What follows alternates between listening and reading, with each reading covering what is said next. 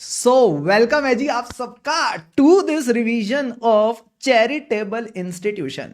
Charitable institution में छोटे छोटे प्यारे प्यारे मीठे मीठे टॉपिक्स हैं और इसमें से कौन कौन से इंपॉर्टेंट टॉपिक्स वगैरह हैं वो सब मैं आपको इस रिवीजन में कराता हुआ चलूंगा। ठीक है सर। सबसे पहले आ जाते हैं कुछ जनरल बातें कर लेते हैं। जनरल बातों में सबसे पहले आ जाते हैं लॉ रिलेटेड पॉइंट्स। लॉ मतलब कौन से लॉ के अंडर आपका ये चैरिटेबल इंस्टीट्यूशन सेटअप हुआ है। अब कोई चैरिटेबल इंस्टीट्यूशन कोई फर्म बन के चल रहा है, कोई एलएलपी बन के चल रहा है, कोई कंपनी बन के चल रहा है, सेक्शन 8 कंपनी, तो आपने इसकी कॉन्स्टिट्यूशन को समझना है। ठीक है सर। जब कॉन्स्टिट्यूशन समझोगे फिर देखो क्या ये लॉ के हिसाब से मैनेज हो रहा है। यानी मान लो अगर कंपनी है तो अगर सेक्शन 8 कंपनी है तो कौन सा लॉ लगेगा, कंपनीज एक्ट 2013। तो फिर ये उस लॉ के हिसाब से हो रहा है कि नहीं। तो कॉन्स्टिट्यूशन समझा, लॉ समझा। तो लॉ तो सर एक्सटर्नल चीज है, इसकी इंटरनल चीज क्या है, इसकी ट्रस्ट डीड। तो जो इसकी ट्रस्ट डीड है या इसकी अपनी रेगुलेशंस हैं उनको आप एग्जामिन करोगे। Trust deed is just like memorandum of association, जहां लिखा होता है ये लोग कौन सी एक्टिविटीज या कौन से ऑब्जेक्टिव्स के लिए काम कर रहे हैं। क्या इनका काम है पेड़ लगाने का, क्या इनका काम है एजुकेशन प्रोवाइड करने का, क्या इनका काम है हेल्थ केयर फैसिलिटीज देने का। तो ये सब चीजें आपको ट्रस्ट डीड से पता चल जाएंगी। तो लॉ वाली 3 बातें ध्यान रखेंगे। कॉन्स्टिट्यूशन, कॉन्स्टिट्यूशन से पता चला कौन सा लॉ एप्लीकेबल है, और जो इंटरनल लॉ होता है वो लिखा होता है ट्रस्ट डीड में। क्या तीनों पॉइंट्स क्लियर है? क्लियर है सर। इसके बाद आते हैं बेसिक चीजें जो अकाउंट्स है। तो जो इनका सिस्टम ऑफ इंटरनल चेक है किसका, कि जो भी पैसा इन्होंने कलेक्ट किया क्या उसकी अकाउंटिंग हुई। ठीक है सर। अब जो भी पैसा कलेक्ट हुआ है मेक श्योर आप उसको डिटेल में चेक करो, एंड जितनी भी रिसीट्स है these are deposited in the bank regularly. ये बैंक में हाथों हाथ डिपॉजिट हो जानी चाहिए वरना चोरी हो जाएगी। ठीक है। तो बस आपने 5 चीजें जनरल में ध्यान रख के चलनी है। ठीक है सर। फिर आते हैं बात subscriptions and donations. This is a very important topic, exam में आ चुका है। सब्सक्रिप्शंस एंड डोनेशंस में सबसे पहले चेक करो जो भी इनकी एनुअल या लाइफ मेंबरशिप सब्सक्रिप्शन फीस है क्या इसमें कोई चेंज तो नहीं हुआ ड्यूरिंग द ईयर। ठीक है सर। फिर जब आपने सामने वाले से पैसा लिया in the form of donations और सब्सक्रिप्शन, आप उसको क्या दोगे, रिसीट दोगे। तो रिसीट से निकले अगले 2 पॉइंट्स, रिसीट बुक्स। अब या तो ये अनयूज्ड हो सकती हैं या यूज्ड हो सकती हैं। अगर अनयूज्ड हैं तो प्रॉपर कंट्रोल होना चाहिए, ऐसा ना हो ये गलत हाथों में पड़ जाए। ठीक है सर। जो यूज्ड बुक्स है एज अ ऑडिटर सबको जाके ऑब्टेन कर लो, देखो ड्यूरिंग द ईयर क्या क्या रिसीट्स आई हैं। ठीक है। So obtain all the receipts books which were covering the whole period. ठीक है सर। अब जब रिसीट होगी तो ये रिसीट्स कौन सी बुक में जाएंगी, सर ये जाएंगी कैश बुक में। तो आपने चेक करना है जो भी काउंटर फॉइल्स हैं, काउंटर फॉइल्स यानी मैंने सामने वाले को रिसीट इशू करी तो जो उस रिसीट की कॉपी होती है उसी को कहते हैं काउंटर फॉइल। तो जो भी रिसीट की कॉपी है यानी काउंटर फॉइल आप उसको कैश बुक से चेक करोगे। क्या कैश बुक चेक करके वापस आ जाओगे? मैंने कहा नहीं, एक पॉइंट और है। एक पॉइंट और है, जितने लोगों ने सब्सक्रिप्शंस दी, जितने लोगों ने डोनेशन दी उसकी लिस्ट बनती है, तो आप लिस्ट को भी चेक कर सकते हो। तो प्रिंटेड लिस्ट को चेक कर लेना क्या आपकी ये कलेक्शन से एग्री कर रही है कि नहीं। So obtain the printed list of subscriptions and donations and agree with whatever collections that you have made during the period. बात समझ आती है नहीं आती है? आती है सर। तो सबसे पहले देखा क्या सब्सक्रिप्शन की फीस में कोई चेंज है। फिर रिसीट्स, रिसीट से निकले 2 पॉइंट, रिसीट बुक या तो रिसीट बुक अनयूज्ड है या यूज्ड है। अनयूज्ड है तो प्रॉपर कंट्रोल्स होने चाहिए, यूज्ड है तो आपने ऑब्टेन कर ली। अब जो पैसा रिसीव हुआ वो कौन सी बुक में जाएगा, कैश बुक में जाएगा। और फिर कैश बुक में जो भी रिसीट्स है उसको किससे चेक करना है, लिस्ट से चेक करके चलना है। तो यहां आपके सारे के सारे पॉइंट्स 1 2 3 4 5 पॉइंट्स डन डनाडन डन। ठीक है। 1 2 3 4 5 6 पॉइंट्स डन डनाडन डन। क्लियर है बॉस? क्लियर है सर। इसके अलावा ये कहते हैं कई लोग जो चले जाते हैं वो अपनी विल में लिख के जाते हैं कि मैं इस चैरिटेबल इंस्टीट्यूशन के लिए चैरिटी करना चाहता हूं। तो आपने जो भी पैसा रिसीव हुआ उसको कॉरेस्पॉन्डेंस वगैरह के साथ चेक कर लेना, कोई लेटर ऑफ चैरिटी है, कोई विल है, कोई भी डॉक्यूमेंट ऐसा हो सकता है। फिर सर जितनी भी आपको ग्रांट्स मिली हैं इन ग्रांट्स को कैसे वेरीफाई करना है। जो भी आपने अमाउंट रिसीव करी देखो क्या कॉरेस्पॉन्डेंस थी यानी कोई ग्रांट का लेटर। जब आपने रिसीव करी तो आपने क्या इशू करी होगी, रिसीट इशू करी होगी। ठीक है सर। फिर उस ग्रांट की यूटिलाइजेशन के लिए आपने डिसीजंस लिए होंगे, हाँ, तो वो डिसीजंस के लिए क्या की होगी, मीटिंग की होगी। तो मुझे कैसे पता कौन से डिसीजंस हैं, वो मिनट बुक में लिखे होंगे। तो फ्लो में चलना, कॉरेस्पॉन्डेंस, रिसीट, रिसीट के बाद मीटिंग फॉर यूटिलाइजेशन जिसमें आ जाएंगी मिनट बुक। ठीक है सर। तो जो भी अमाउंट रिसीव्ड है इसको आपने इन 3 चीजों से चेक कर लिया। फिर कहता है कि आपने ऑफिशियल से सर्टिफिकेट लेना है, जो भी ऑफिशियल है चैरिटेबल इंस्टीट्यूशन का, जो बताएगा कि हमने कितनी ग्रांट रिसीव करी। तो जो ग्रांट और लीगेसीज है इन 2 पॉइंट्स को बेस्ट समझ के चलना। अब आता है sir another amazing point related to the investment income. Investment income में आ सकता है इंटरेस्ट और डिविडेंड। तो सबसे पहले जनरल पॉइंट कहता है जो भी इंटरेस्ट और डिविडेंड का काउंटर फॉइल है, काउंटर फॉइल यानी जो भी उन्होंने आपको डॉक्यूमेंट इशू करके दिया है उससे चेक कर लो। तो यहां मैंने आपको इसका काउंटर फॉइल दिखाया था कि भाई डिविडेंड का काउंटर फॉइल कैसा दिखता है। यहां पे जो भी कंपनीज आजकल इलेक्ट्रॉनिक डिविडेंड दे रही हैं तो ये इलेक्ट्रॉनिक क्रेडिट एडवाइस देती हैं।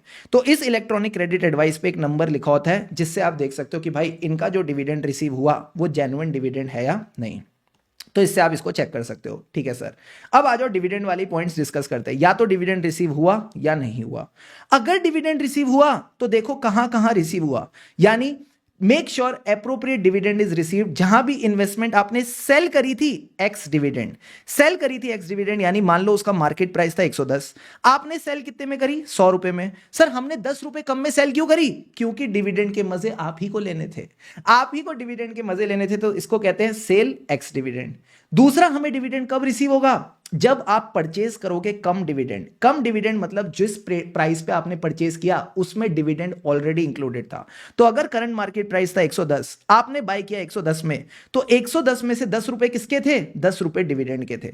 तो मेक श्योर जब भी आपने सेल किया एक्स डिविडेंड या परचेज किया कम डिविडेंड, वहां डिविडेंड आपने रिसीव कर लिया। ठीक है सर। दूसरा ये कहता है जहां भी डिविडेंड रिसीव नहीं हुआ बेस्ड ऑन द शेड्यूल, वहां आप इंक्वायरी करके चल सकते हो।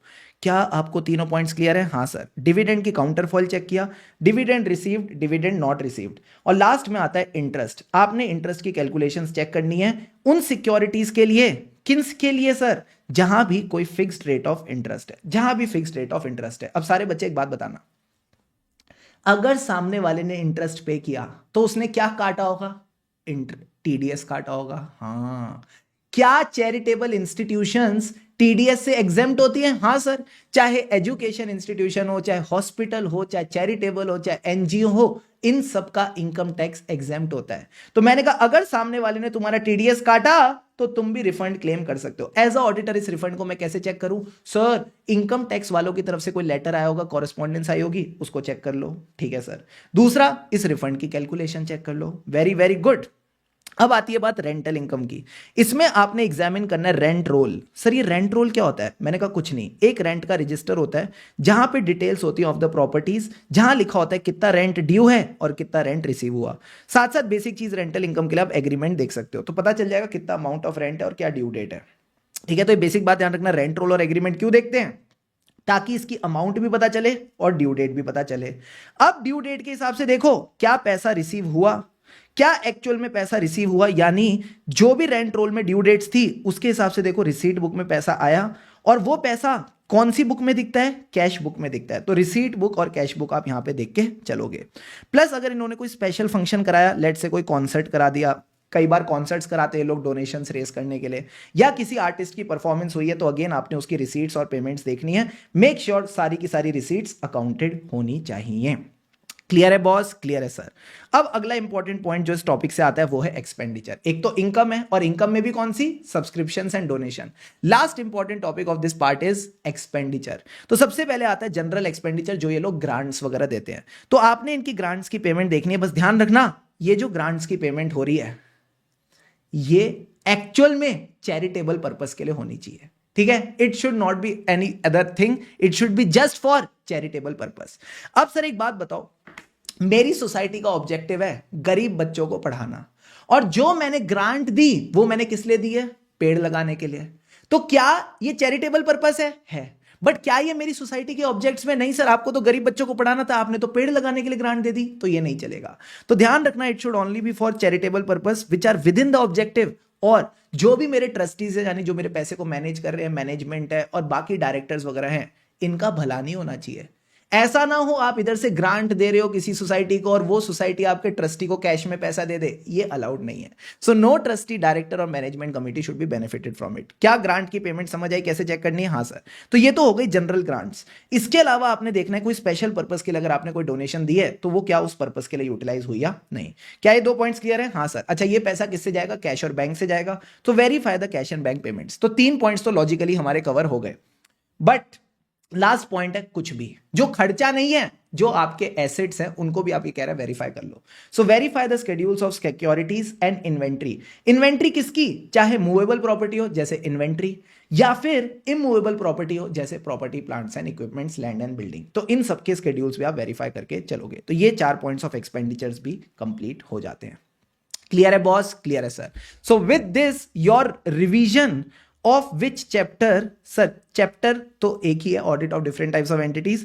टॉपिक चैरिटेबल इंस्टीट्यूशन कंप्लीट हो जाता है। अगर आप अपने क्वेश्चन बैंक में जाओगे तो आपको 2 क्वेश्चन मिलेंगे। एक तो सीधा सीधा क्वेश्चन जो दिसंबर 21 में आया, सब्सक्रिप्शन एंड डोनेशन। तो इस टॉपिक को प्लीज हल्के में मत लेना, जैसे मैंने चार्ट बनवा के कराया वैसे ही करना है। ये चार्ट आपको हमारे टेलीग्राम चैनल पे मिल जाएगा, लिंक इन द डिस्क्रिप्शन। ठीक है सर।